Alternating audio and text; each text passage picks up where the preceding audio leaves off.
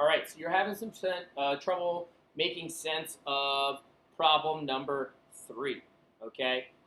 So number 3 and number 4, I'm going to kind of just model number 3, and if you were having trouble on number 4, go back, but just replace the information with, instead of pencils, replace it with the information you have for pens, okay? So if you're having trouble on number 4, you're going to come back and rewatch this video. So if you were having trouble on number 4 and you're watching this again, do everything I'm doing, but substitute it with the number of pens, okay? So, number 3 says, how many pencils will each student receive? Well, I evaluated the problem. I remember there's 96 fifth graders now. We combined all 3 classes. There's 1,152 pencils, and we're going to split the pencils evenly. But I need to make my sentence frame for my answer, okay? So I can write each student gets blank pencils. Okay? That's going to leave me there. Each student's going to get blank pencils. Well, I have to find a strategy, or I have multiple strategies that will work for this one, okay? But I'm going to basically have to take my 1,152 pencils, and what's the operation that I'm going to need to do to this? Yeah, you're right. Divide by the 96 kids. That answer is going to give me the pencils per student. Okay? So if you watch the past videos, I've shown 3 strategies you can really start to use. The ratio table is one, a picture, and also, or like an area model as like a picture and a graphic, or also the repeated subtraction with the stacking method, okay? All of them work, okay? So if you're wondering about how to do one of those strategies, I'm not going to do all of those for this problem. You can go back to the previous videos and watch those, okay? And just model it with the numbers that we have, okay? Because I don't want to I'm going to walk you through this, but I'm not going to give you every answer. As we go through this, I'm going to give you less and less guidance, okay? I'm only going to do one of those strategies. I will do the ratio table. But before I even do that, I'm just going to estimate mine, okay? And I'm just going to think about it. Well, can 1 pencil per kid would mean I use 96 pencils. Okay, so my answer's got to be bigger than 1. Let's think. Can every kid get 10 pencils? That would be 960 pencils. Hey, when I'm looking there, that actually kind of is getting close to that answer. So let's just see 20. What would that mean? Now 20 pencils, that means I'm going to have double this. So I have to double this number.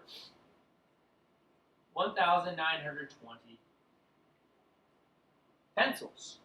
Okay? So again, I know my answer needs to be between 10 and 20. And I'm also thinking in my head, hey, it's not that close to 20, but it is kind of close to 10 pencils. So I'm guessing my answer is probably going to be closer to like 11 to 14 than it is like 18, 19, 20. Okay, I don't think it's going to be up there much. Now watch what I'm going to do here. I'm going to just erase a few things, draw some lines, and turn exactly the information I have into a ratio table. Okay? Remember, ratio tables can go sideways or up and down. All right, so now I have this information, and I've already started a ratio table by doing my estimates. That's great, okay? Well, remember, we said it was close to 10. Let's see, can every kid get 1 more pencil? So let's go from 10 to the row here. Down here, I need to add 1 pencil per kid, and this should be the per kid side, and this is the total pencils. Remember, we have 1,152 pencils. Right now, I've already given out 960. I'm going to 11, and this is 11 pencils per kid, which means if I do that, I need to add 96 more. Okay, now you might be able to do that in your head, but if you don't know, that's when you come off to the side. Like I said, this is hard. I will show you here. These are all the papers. I think there's 11 of them when I solve the problems. Okay, all of these papers. So you need to try to stay organized. If you look, part 1, so I can show you that. Oh, actually, that is part 2. Okay, so you can see that it's nice and organized here. Okay, but I used a lot of paper. Okay, so I go off to the side, 96 more. Okay, got my 6. Ooh, 1,056. I'm getting pretty close. Okay, now if I was doing that in my head, I could have just done this. Well, 960 plus, hey, 96 is close to 100. Let me go 100 more. 1,060. 96 is 4 away from 100, so I need to subtract that 4, 1,056. Okay, because you want to practice getting more fluent in your head. It will save you a lot of time. All right, I'm getting really close. I don't know if I can add another whole one, but let's try it, okay? So add one more pencil per person. So now the kids are getting 12 pencils, and when I add this up, 96 more pencils to disperse, I will get 1,152 pencils, okay? So that means, is my answer 1,152? No, okay? The ratio table kind of helped me work backwards. When I did this, and I divide it by 96, I'm left with 12 pencils per kid. I come back here, each student gets 12 pencils, okay? And I have my work that backs me up on this. So that's question number 3, the strategies you can use to figure that one out. All right, now remember, if you need to do this with pens, you're using the same strategies, okay? But substitute in the numbers, okay? Some of you like this strategy where it is 1,052 divided by 96, okay? 10 groups, 960.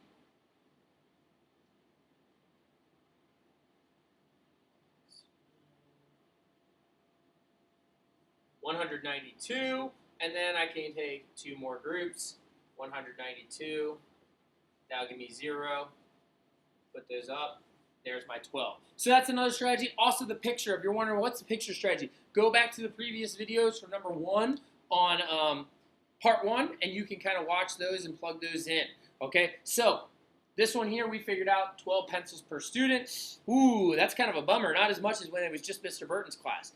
That must be because, why aren't they getting as many now? Pause and think about that. Yeah, you're right. It's because the other 2 teachers did not contribute as much. So now the kids that were getting 16 in Mr. Burton's class, when they pulled them all together, now they're only getting 12. All right? All right. See you next video.